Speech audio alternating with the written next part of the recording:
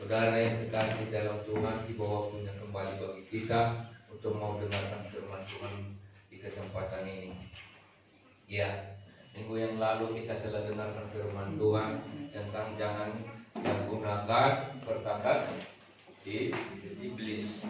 Ya, jadi saudara, saya mengerti sayangkan bahwa ada juga yang orang-orang yang sudah percaya kepada Tuhan, yang mengaku orang Kristen, yang masih juga mau ikut-ikutan dengan menggunakan perkakas-perkakasnya iblis. Padahal itu adalah jalannya masuk iblis, menggerogoti setiap anak-anak Tuhan, setiap manusia. Karena kita menggunakan alatnya, karena kita menggunakan perkakas-perkakasnya. Jadi seharusnya semua itu harus kita singkirkan. Sama seperti saudara yang hamba-hamba Tuhan yang telah merobohkan segala berhala-berhala yang telah dijadikan umat Israel sebagai andalan ya, bagi mereka. Jadi apa itu saudara yang merupakan perkakas-perkakas iblis? Yaitu adalah tahayul-tahayul, ya, cerita-cerita dongeng. Alkitab katakan cerita-cerita nenek tua yang diwariskan oleh orang-orang dulu, ya, yang mereka katakan bahwa ini sangat bermanfaat. Ya, jadi ada sifat-sifat seperti itu, ya, cara alat-alat bahan-bahan seperti itu masih juga dipakai. Jadi sebenarnya saudara yang kasih berkat itu hanya datang daripada Tuhan. Tuhan yang menyediakan, Tuhan yang mempersiapkannya. Kasih Tuhan itu saudara yang kasih sudah Tuhan berikan kepada siapa saja saudara, kepada yang mau meraihnya. Ini penembus. Jadi bukan dari iblis, bukan karena peralatan-peralatan iblis harus kita gunakan maka kita diberkati. Haleluya. No, ada orang yang mengatakan bahwa supaya rumah itu aman, dingin, lalu dia memasuki rumah, ya, lalu dia gantungkan batang pisang, saudara. Nah, ini adalah mitos. Itulah yang disebut tahayul. Ya. Sehingga dengan cara-cara seperti itu, iblis ya menyalurkan cara-caranya, pekerjaannya. Sebenarnya saudara yang kasih, ya, Tuhan itu sudah mengatakan kepada kita, siapa yang ada di dalam aku ada di dalam engkau. Mintalah apa saja, maka engkau akan kepadamu akan diberikan. Haleluya. Itulah saudara yang kasih. Jadi khotbah minggu yang lalu itu sudah menerangkan kepada kita, sudah mengajarkan kepada kita agar kita ya jangan lagi menggunakan peralatan atau perkakas-perkakasnya iblis. Haleluya. Iya, ada banyak hal-hal saudara. Ajimat-ajimat katanya saudara supaya kebal. Ya, ada lagi gambar-gambar yang khusus yang kaitan orang itu supaya setan tidak dekat. Itu adalah perkakas-perkakasnya iblis. Berlindung saja dengan darah Yesus, maka iblis akan menyingkir. Ya, akan lari terbirik-birik. Haleluya. Ada lagi saudara yang kasih, kalau misalnya mimpi-mimpi buruk, lalu seorang dukun berkata ini bawa ini bunga-bunga atau gudang garam merah ya di tempat tertentu yang untuk dipersembahkan. Mungkin adik Nina kalau kayak Nina yang birawan Nina. Nah, itu saudaraku adalah hanya perkakas-perkakasnya iblis, ya. Cukup saudara berdoa. Kalau doa tidak ampuh, Tuhan tidak akan mengajak kita untuk berdoa. Jadi doalah yang paling ampuh. Haleluya. Jadi jangan saudara pernah lupa untuk berdoa. Dan kalahkanlah iblis.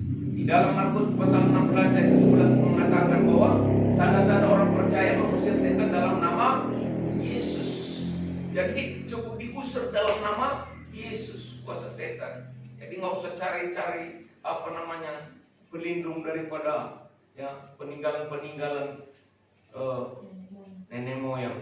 Ya, ada lagi yang katanya tangkai jambe.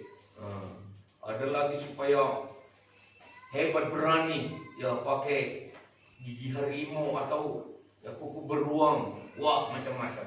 Inilah tahayul, perbuatan setan.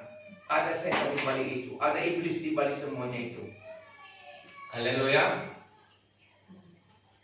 Jadi saudara yang kekasih, marilah kita saudara terus antusias mengikat hubungan kita dalam persekutuan kepada Tuhan.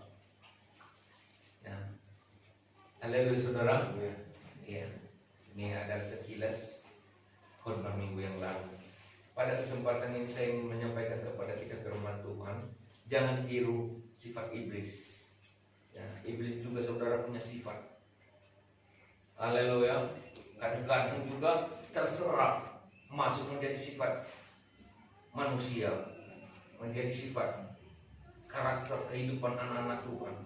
Jadi jangan, kalau sudah menjadi anak Tuhan, sudah menjadi orang Kristen, ya hidupnya hidup yang baru, yang lama berlalu dan yang baru datang.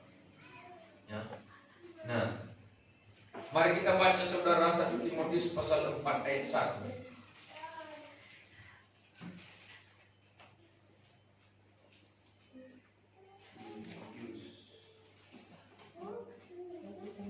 1 Timotius pasal 4 ayat 1.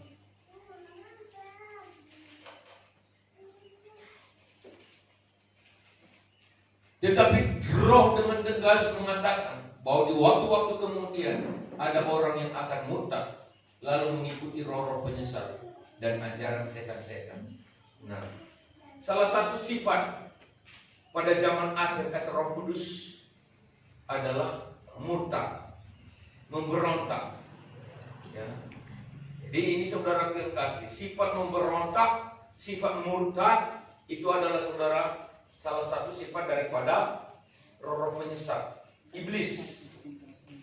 Tetapi Roh dengan tegas mengatakan bahwa di waktu-waktu kemudian ada orang yang akan murtad lalu mengikuti roh-roh penyesat dan ajaran setan-setan. Jadi inilah saudara ajaran setan-setan, murtad, memberontak. Sedikit saja kesalahan, ya, hamba Tuhan, entah ketidakcocokan dengan keinginan hamba Tuhan, lalu memberontak. Itu adalah sifat daripada setan, ajaran setan yang masuk di dalam diri seseorang. Tidak boleh saudara. Haleluya, jangan tiru seperti itu. Ya, jangan murtad. Tetap setia kepada Tuhan. Haleluya. Ya. Kita bersyukur kalau di gereja kita ini semua tetap bertahan di dalam Tuhan. Haleluya. Tetapi alangkah sedihnya kadang-kadang hanya masalah sedikit di dalam intern, ya, gereja misalnya, tidak cocok karena khotbah pendeta langsung memberontak, murtad. Hanya masalah tidak besar sebenarnya. Ini adalah masalah besar dalam kehidupan. Nyawa terancam, mau dihukum, mau dipanggil, mereka rela. Mereka tidak mau murtad daripada Tuhan. Haleluya. Banyak orang yang memberontak bukan karena besar masalah. Nah, ini adalah sesuatu bibit, sesuatu tanaman yang ditanamkan iblis di dalam hati seseorang. Mungkin hanya karena doanya belum dijawab sekarang, mungkin minggu depan, mungkin bulan depan, sekarang memberontak, tidak suka, tidak senang melihat gereja. Nah ini, haleluya, tidak boleh. Saya teringat akan perempuan Kanaan, saudara. Tahukah saudara, ketika dia mencari pertolongan Tuhan untuk menyembuhkan anaknya yang sakit, lalu Tuhan Yesus berkata kepadanya, roti disediakan kepada anjing. Bayangkan, sebenarnya perempuan itu bisa tersinggung, kan bisa saudara, bisa tersinggung. Roti tidak disediakan untuk anjing, tetapi untuk anak-anak yang hilang dari Israel. Bayangkan, perempuan Kanaan itu kan bisa, tetapi apa katanya? Walaupun demikian Tuanku, ya, remang-remahnya saja yang jatuh dari meja Tuhan kan masih bisa untuk anjing itu. nggak apa-apa. Dia tabah. Kurasa kita nggak pernah dianjingkan oleh pendeta kan, Bu? Nggak pernah, saudara. Haleluya. Tetapi demi untuk mendapatkan pertolongan itu, apakah akhirnya kata Tuhan Yesus? Besar imanmu, ibu. Jadilah kepadamu seperti yang kau inginkan. Mujizat terjadi, anaknya pun sembuh. Haleluya. Memang kita mudah tersinggung, saudara. Mudah kadang-kadang memberontak hanya gara-gara tidak sesuai dengan keinginan kita yang ada dalam lingkungan ibadah ini. Jangan, saudaraku. Haleluya. Tetap setia kepada Tuhan. Itu masih bisa dibenahi, masih bisa dibetulin, masih bisa diperbaiki. Karena kalau kita sudah melakukan pemberontakan itu, bukan gereja saja yang rusak. Tidak masalah, saudara. Pekerjaan Tuhan. Haleluya. Pekerjaan Tuhan. Karena apa? Ya, orang-orang dunia yang tidak mengenal Tuhan itu kan ya, melihat, wah, coba lihat sekarang ini. Ya, gereja karismatik ini. Ya, beginilah kelakuan mereka seperti ini. Ya. Mereka yang mereka tonjol-tonjolkan, agung-agungkan, sekarang sudah mereka tinggalkan. Nah, ini pekerjaan Tuhan terbengkalai, saudara. Haleluya. Memang manusia kan sering saya katakan, saudara, seorang pendeta pun bukan malaikat. Ada kekurangannya. Haleluya. Daud saja pun ada kekurangannya. Padahal ini yang paling dikasihi Tuhan. Dia juga bisa terjerumus ke dalam dosa. Bisa. Dan itulah juga maka Paulus katakan, doakan kami. Jemaat-jemaat itu juga harus juga berdoa. Dan saya bersyukur, saudara, di tempat ini jemaat-jemaat yang ulayani terus berdoakan kami. Haleluya. Kalau bukan doa-doa jemaat, kami pun tidak sanggup, saudara. Karena kami manusia biasa. Tapi saya bersyukur kepada saudara semua. Dan terlebih kepada Tuhan, karena roh Tuhan taruh di hati saudara untuk mendoakan kami. Amin. Iya, terus mendoakan kami. Dan doakanlah kami terus, saudara. Supaya kami juga, saudara, ya, mampu mengendalikan diri. Saat-saat terjadi sesuatu, ya, masalah kehidupan.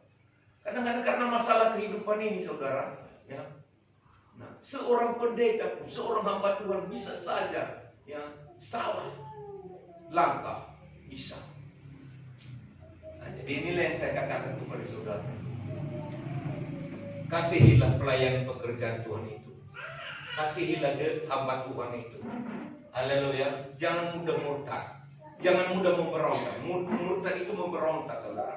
Sama seperti apa tadi saudara kasih yang ini udah ditaruh di layar ini. Kata perempuan itu, benar Tuhan. Namun anjing itu makan remah-remah yang jatuh dari meja tuannya. Nah, itulah kata perempuan karena dalam Matius 15:20. Itu aja contoh, saudara. Haleluya. Banyak juga yang pernah meninggalkan Tuhan Yesus gara-gara khotbahnya keras. Murid-murid tidak sanggup. Itu kalau tidak salah di Yohanes pasal 6 itu, saudara kasih. Lalu mereka berbalik karena mereka menganggap bahwa khotbahnya itu, ajarannya itu keras. Jadi saudara kasih, padahal pengajaran keras itu pun kadang-kadang perlu, karena kita tidak mau menjadi anak-anak terus. Haleluya. Kita tidak mau jadi bayi terus. Kalau bayi terus memang tidak suka makanan keras. Jadi kapan tubuh kita menjadi sehat? Kapan tubuh kita bisa berkembang? Ya, bertumbuh kembang. Amin. Haruslah makan makanan keras.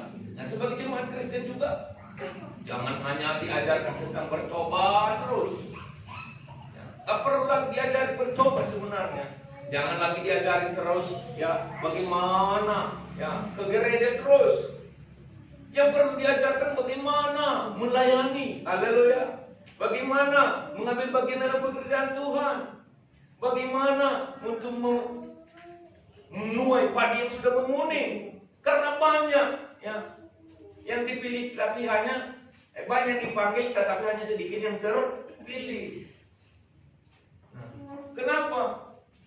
Bukan tidak banyak yang menjadi orang Kristen, tetapi tidak terpilih. Kenapa? Karena ini tadi, tidak mau berani mengambil resiko, tidak berani makan makanan keras. Haleluya. Coba berani makan makanan keras, rela menderita untuk Tuhan, itu makan makanan keras. Nah, sama seperti orang Kristen yang saya dengar baru ini, saudara. Ya. Haleluya. Ya, Afghanistan itu. Tapi Roh dengan tegas mengatakan bahwa di waktu-waktu kemudian ada orang yang akan murtad lalu mengikuti roh penyesat dan ajaran setan-setan. Lebih suka mengikuti ajaran setan-setan karena hati terus memberontak. Sama seperti Lucifer itu kan malaikat yang memberontak. Ya, yang tertulis di dalam kitab Nabi Yesaya, saudara. Nah, dia dulu saudara yang kasih sebagai malaikat yang dipuji-puji. Dia pandai menyanyi, main musik. Ya. Suaranya wah, luar biasa. Lalu dia berkata, dia menjadi sombong. Aku akan menyamai Allah. Aku akan menduduki kursinya. Ya. Tidak boleh. Haleluya. Lalu Tuhan menegur, dia memberontak. Maka sepertiga dari malaikat itu saudaraku dibuang ke bumi menjadi malaikat penyesat. Itu yang disebut Lucifer, ya, salah seorang malaikat. Maka penghulu malaikat siapa namanya? Mikael, yang diperintahkan oleh Tuhan, rantai dia, campakkanlah ke bumi. Sepertiga malaikat-malaikat itu saudara ikut dengan dia. Dan itulah penghulu-penghulu udara, roh-roh jahat di udara, ya, yang sering menggerogoti, menghasut, menyesatkan manusia. Haleluya. Jadi salah satu sifat yang daripada iblis itu adalah memberontak, murtad. Jangan murtad ya saudara. Haleluya. Nah, terutama dalam Tuhan Yesus. Tetap aku Yesus Kristus adalah Tuhan. Juga dari pelayanan kita di tempat ini, walaupun hanya sedikit-sedikit saudara, kecil-kecil, ya, terus maju. Amin. Iya. Maju terus. Dan saya percaya saudara yang kasih, ya, pelayanan kita di depan ini, wah, luar biasa ya.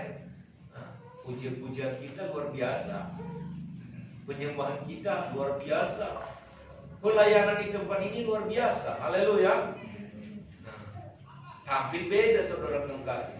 Dengan walaupun ada gereja-gereja yang banyak jumlahnya di dalam, belum tentu mereka dapat merasakan hadirat Tuhan. Belum tentu saudara. Tetapi 2-3 orang yang tetap menaruh hati kepada Tuhan pasti akan merasakan hadirat Tuhan dalam hidupnya. Ya. Percaya saudaraku? Dapat merasakan hadirat Tuhan pada saat ini. Haleluya. Iya. Karena kita fokus. Fokus untuk beribadah kepada Tuhan. Yang kedua saudara, Wahyu 12 ayat 10.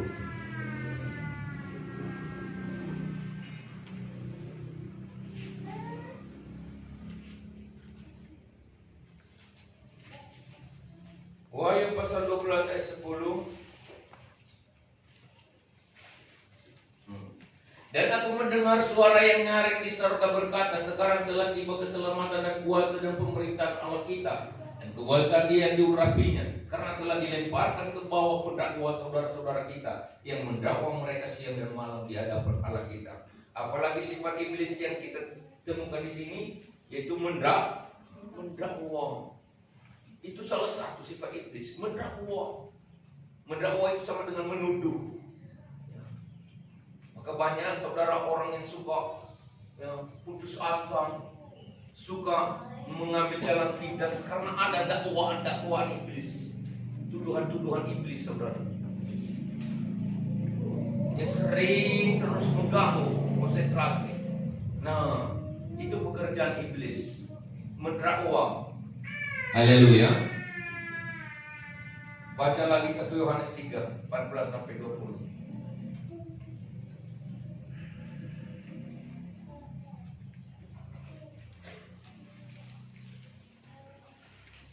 1 Yohanes 3, 19-20.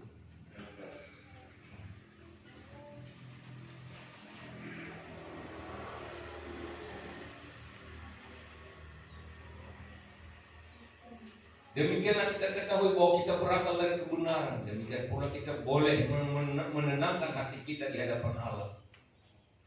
Sebab jika kita dituduh olehnya, Allah adalah lebih besar daripada hati kita serta mengetahui segala sesuatu. Jadi kadang-kadang saudaraku, hati itu kan terus menuduh. Roh Kudus itu dengan roh penuduh itu, roh pendakwa itu apa bedanya? Kalau Roh Kudus saudara yang kasih memberikan kepada kita sesuatu fokus, pikiran yang fokus untuk melihat masa depan yang cerah. Ada jalan terbuka, tidak tertutup. Sedangkan kalau roh penuduh itu sedang bekerja dalam diri seseorang, yang dia ingatkan adalah masa lalu, masa curam, masa kegagalan. Tidak mungkin kamu bisa, tidak mungkin kamu bisa maju, tidak mungkin lagi kamu bisa berhasil. Dia selalu ingatkan, dan itu terus bekerja, menuduh. Nah ini perbedaannya Roh Kudus dengan roh penuduh. Roh penuduh itu selalu mengingatkan, kan kamu udah lakukan itu, kan gagal. Kamu kan sudah berdoa, kan tidak ada jawaban. Kan begitu. Itu namanya roh penuduh, pendakwa. Itu iblis, saudara. Setan harus saudara kenal. Harus saudara kenal dia. Sedangkan kalau Roh Kudus yang berkata-kata di hati kita, itu selalu memberikan kepada kita sesuatu harapan. Jangan menyerah. Seperti lagu kita tadi. Tuhan pasti turun membela. Jangan menyerah. Terus maju. Masa depan yang cerah yang dijanjikannya. Dia fokuskan pikiran kita untuk masa depan yang cerah. Kalau roh penuduh itu, jalan singkat. Laboder kemajuan, lanai der kam kekenare, lanai der. Mau kamu latih berusaha, laboder dah hilang dukune. Ini masuk penyesatan lagi. Lah mungkin. Jadi terus menuduh, terus mendakwa.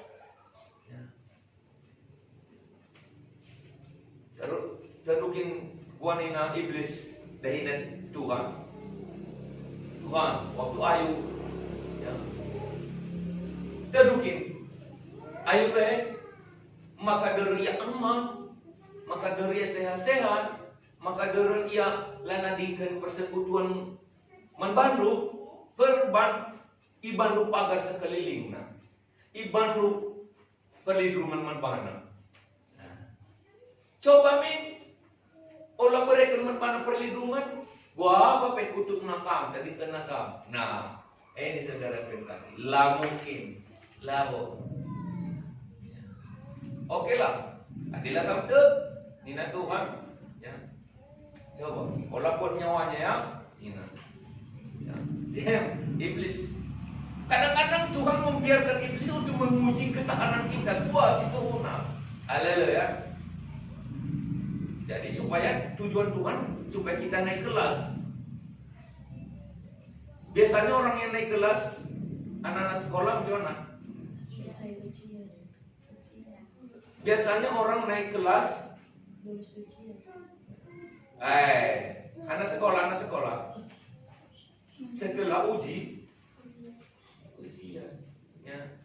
Mana ada yang naik kelas kalau tidak ujian? Harus ujian. Jadi diberikannya ujian kepada Ayub supaya Ayub naik kelas. Haleluya. Jadi ketika kita juga mengalami sesuatu ujian itu, yakinlah saudara bahwa saudara taraf kehidupan saudara akan naik. Ya.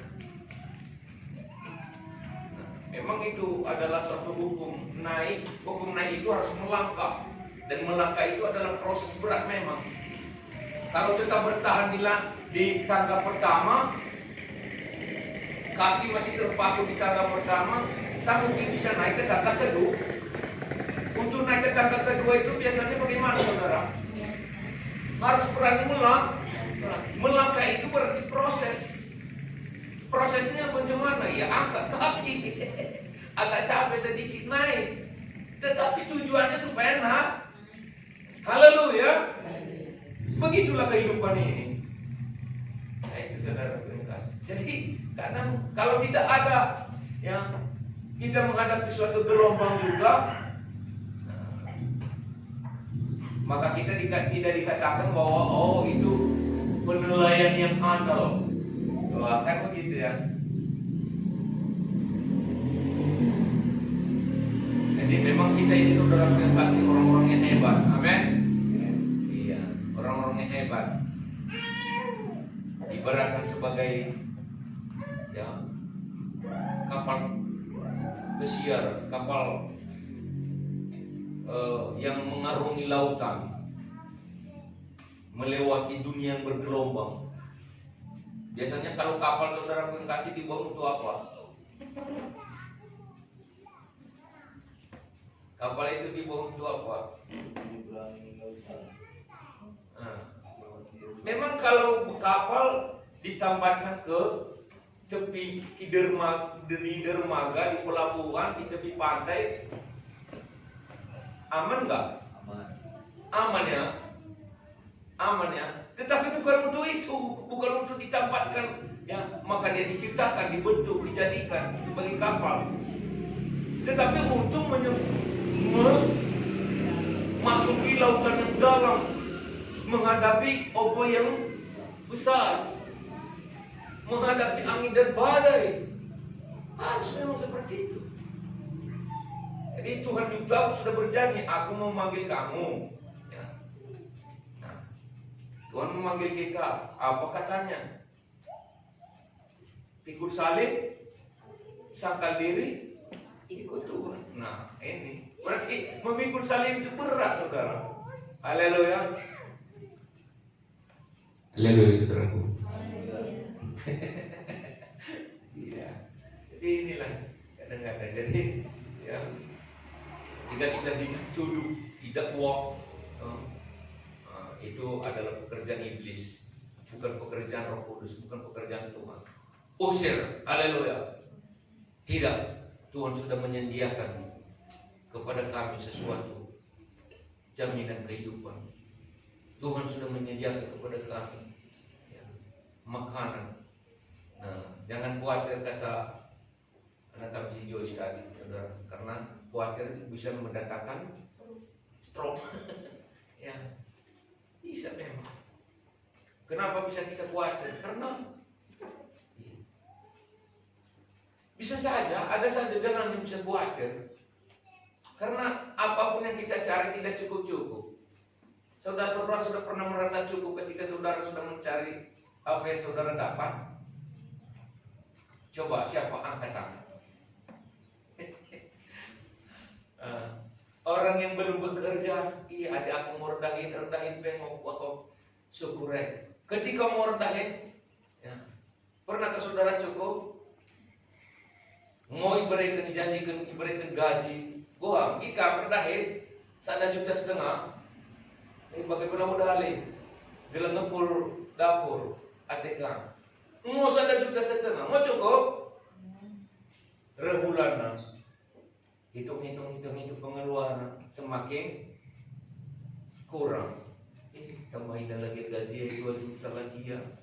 Mau tambahin gaji 2 juta kurang dengan tak? 3 juta lagi ya. Mau tambahin 3 juta kurang tak? 8 juta lagi ya. Bagi gaji anggota DPR tingkat ya daerah kabupaten. Jadi misalnya saudaraku tingkat pusat mau 70-an, yang mau puluhan juta lah. Anggota DPR, anggota dewan gajinya, bentar dengan korupsi. Engkau maka korupsi. Adi syukur-ukuri bagai, kain nari lama kaya menyimpang, ubas tugas na. Engkau makan korupsi dengan kah? Berarti tidak cukup. Kenapa tidak cukup? Itulah hukum pohon. Kalau pohon semakin besar, maka dahannya pun semakin besar juga. Karena dahannya semakin besar, ya, bebannya semakin berat. Haleluya. Haleluya, saudaraku. Maka cukup-cukup. Ya. Lama pernah cukup, saudaraku. Ya, jadi hanya orang yang bisa mencukupkan dirilah maka berbahagia. Di mana kunci kebahagiaan itu? Bersyukur, mencukupkan diri pada yang ada. Haleluya. Cukupkan dirilah pada yang ada. Ya. Ini adalah butuh pemerintah. Adalah butuh pemerintah. Aku perlu handphone keluaran baru. Bisa saja kan seperti itu. Karena semakin lama kan zaman kan semakin berubah, persaingan semakin ketat. Ya, bayangkan kehidupan ini memang kita nggak bisa, perjalanan kita nggak bisa kita prediksi lah, nggak bisa kita tentukan, nggak bisa kita tetapkan. Nanti hidup saya besok seperti ini. Enggak, karena kemajuan terus, ya, terus berkembang. Kalau saya udah memiliki ini, udah amanah saya. Nggak pernah. Kalau udah saya punya sepeda motor saja, saya mau hebat naik 2 sepeda motor. Pekerjaan ini kita stres, ngukurisa, ical, laki narik gua musim baru dan mudanya bencana terus. Okay. Ada saja lah, ada saja pandangan kita dalam hidup ini. Haleluya. Nggak pernah kita merasa bersyukur atas apa yang sudah ada. Jadi jangan. Biarlah kita saudara berkasih terus yang mengucap syukur karena Tuhan itu baik bagi kita. Amin. Tuhan baik, teramat baik. Yang penting saudara kita sehat-sehat di dalam Tuhan. Ya. Masih kita sanggup beribadah kepada Tuhan sampai garis finish, sampai titik terakhir. Nah, jangan sampai kita berhenti di tengah jalan. Ya. Orang yang berhenti di tengah jalan siapa itu di dalam Alkitab saudara? Yang jadi tiang menggarap. Istilot. Karena apa saudara? Menoleh ke belakang sudah serba susah. Mau menoleh ke belakang sudah terlalu panas dan tidak mungkin lagi menjalaninya kembali. Maju ke depan pun juga saudara yang kasih sudah agak terlambat. Nah ini istri lo. Nah jadi waktu sedang dituntun oleh tangan-tangan malaikat, ikuti saja. Ya, ada malaikat penyelamat mereka. Pergilah ke Zoar. Pergilah, lari cepat, jangan menoleh ke belakang. Ya udah, ikuti saja tuntunan itu. Jalan terus, jangan berhenti. Kalau berhenti, nah inilah kita tidak tahu apa yang terjadi. Maju terus, amin. Jangan pernah berhenti. Nah, orang yang berhasil dan beruntung juga, kata Tuhan kepada Yosua, jangan menyimpang ke kanan, jangan menyimpang ke kiri, supaya engkau berhasil dan beruntung dalam sepanjang perjalananmu, di kemana pun engkau pergi. Itu kunci memang. Jadi kalau sekali ya tanggal 17 semalam kita memperingati kemerdekaan, sekali merdeka tahu? Nah, itu lagu wajib ya. Kali merdeka tetap merdeka, kan gitu ya. Nah, lagu ya, kenegaraan. Kalau kita sebagai umat Tuhan, sekali ikut Tuhan tetap ikut Tuhan. Pantang mundur, pantang menyerah, maju terus. Bukan karena kita harus kaya maka kita ikut Tuhan. Kalau itu saudara kasih soal kaya itu urusan Tuhan lah. Tangan yang rajin pasti kaya. Haleluya. Tangan yang suka bekerja tidak lamban, ya. Pasti. Orang yang mempunyai hikmat, akal budi pasti. Haleluya. Tapi kalau kita malas-malas, jangan juga malas, jangan berhenti, jangan bekerjalah. Tetapi doa itu harus Kenapa saudara? Karena kita menganggap bahwa Tuhan itu mau datang. Amin.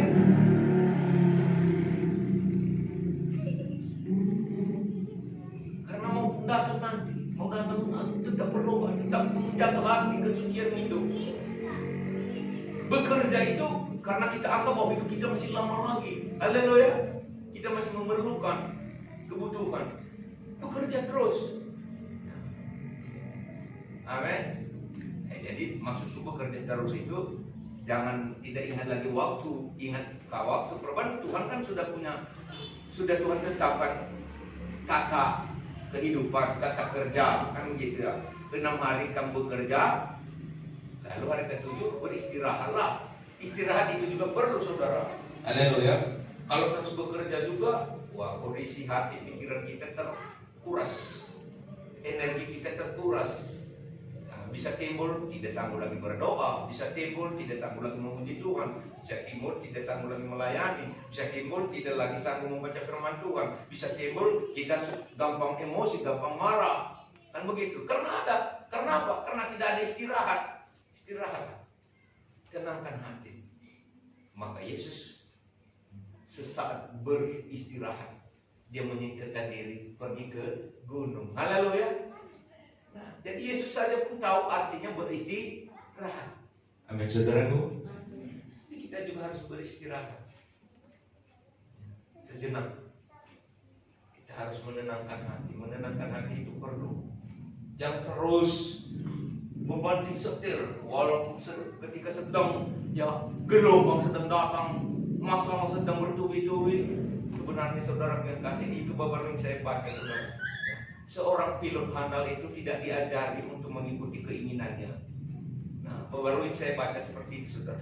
Seorang pilot yang profesional itu ketika menghadapi suatu badai ya, di atas saudara, ketika menerbangkan pesawat, dia tidak harus mengikuti keinginannya atau imajinasinya atau apapun saudaraku, bagaimana atau kebingungannya, tidak. Tetapi dia tenang saja. Dia menenangkan diri dan memperhatikan tombol-tombol yang sudah ditetapkan. Kalau terjadi ini tekan tombol ini. Kalau terjadi ini, tekan tombol ini. Jangan bingung. Haleluya. Ya. Kalau terjadi seperti ini, tekan ini. Jadi harus konsentrasi istilahnya. Untuk bisa kita konsentrasi, tenangkan diri dulu. Amin saudara, tenangkan diri. Ya. Tenangkan diri. Haleluya. Nah, kunci diri dalam kamar. Tuhan, menangis di hadapan Tuhan. Aku manusia lemah, aku manusia tidak berdaya. Ampuni aku Tuhan, tolong aku Tuhan. Biarlah Roh Kudus berkarya saat ini Tuhan dalam kehidupan. Berkarya saat ini Tuhan dalam kehidupan. Berkarya saat ini Tuhan, menjamah, membenahi hati pikiran.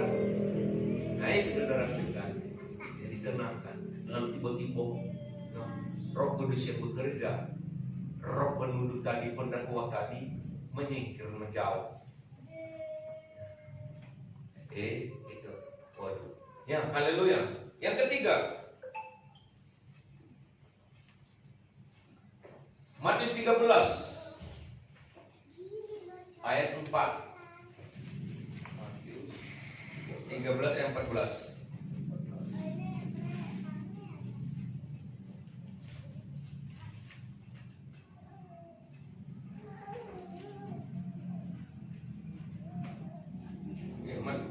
Ayat 4.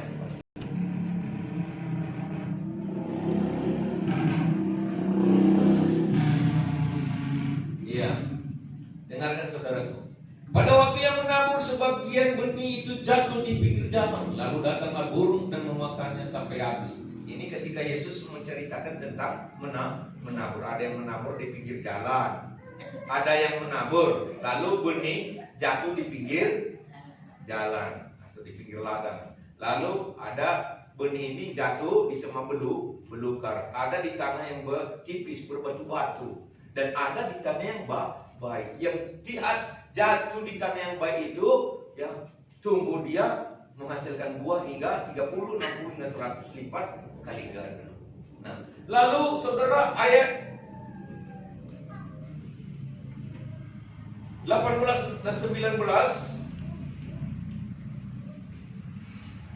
ya, Matius 13 ini 18, 19, 18 sampai 19. Karena itu dengarlah arti perumpamaan penabur itu. 19. Kepada setiap orang yang mendengar firman tentang kerajaan surga, tetapi tidak mengertinya, datanglah si jahat dan merampas yang ditaburkan dalam hati orang itu. Itulah benih yang ditaburkan di pinggir jalan. Nah, apa yang ketiga sifat iblis di sini, saudara? Mencuri firman Tuhan yang ditaburkan. Banyak orang tidak ingat firman Tuhan. Karena apa? Ketika menghadapi sesuatu, kenapa tidak bertumbuh? Karena firman Tuhan sudah dicuri. Kenapa? Siapa yang mencuri? Iblis. Jadi sifat iblis itu mencuri firman Tuhan. Ya. Nah, kadang-kadang hal seperti itu juga saudaraku yang masuk dalam kehidupan banyak orang. Tidak mau ya temannya itu mau fokus untuk beribadah, memuji, bersekutu kepada Tuhan. Ya. Dia usahakan supaya jangan sampai firman Tuhan itu dapat didengarkan. Karena firman Tuhan itu kalau didengarkan iman timbul. Ya, iman timbul itu karena mendengar firman Tuhan. Dan firman Tuhan itu berkuasa. Firman Tuhan itu berkuasa, memberi pertolongan, menerangi hati yang gelap. Karena firman Tuhan itu sendiri adalah Allah itu sendiri. Nah, coba bayangkan saudara. Jadi iblis itu saudara Tuhan kasih berusaha supaya tidak bisa tumbuh firman Tuhan itu. Ya. Menutupi hati, menutupi pikiran. Nah, jadi pekerjaan iblis itu saudara tidak ingin. Dia tidak ingin kalau manusia itu bertumbuh di dalam Tuhan. Kalau manusia itu terus merenungkan firman Tuhan. Kalau orang-orang Kristen itu terus ya percaya kepada firman Tuhan. Itu pekerjaan iblis. Yang keempat saudara, itu yang ketiga ya. Yang pertama tadi sifat iblis itu apa saudara? Barusan. Hah? Iya, memberontak. Yang merontak. Yang kedua, mendakwa, menuduh. Ya. Yang ketiga adalah mencuri firman sehingga tidak bertumbuh. Seseorang itu dia tidak suka kalau bertumbuh. Dia tidak suka kalau menghasilkan buah dalam mengikut Tuhan. Dia usahakan terus. Nah, kenapa? Sebab seperti itu karena ada pekerjaan iblis. Doakan saudara. Kau tidak boleh menghalangi saya bertumbuh di dalam Tuhan. Saya harus maju, saya harus bertumbuh di dalam Tuhan. Saya harus menghasilkan buah di dalam Tuhan. 36 ke 100 lipat kali ganda. Ya. Apa buah orang bertumbuh itu saudara? Itu bertobat. Ada pertobatan nampak. Ada perubahan tingkah laku. Amin saudaraku. Ngerti saudara? Ya, yang dimaksud. Yang keempat. Ya. Yohanes 8 ayat 44.